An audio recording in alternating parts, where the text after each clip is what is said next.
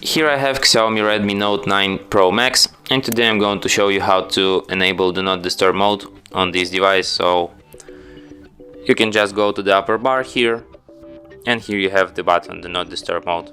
Tap on it once and you can enable it. You can also change some of its settings if you hold down your finger on it.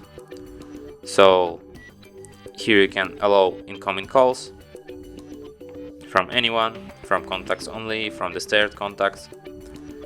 There's also an option notify about repeat calls if the same person rings the second time within 15-minute period. You can also restrict floating notifications here, and you can set the schedule for this mode here. And that's it. Thanks for watching. If you find this tutorial useful, don't forget to hit that like button and subscribe to our channel.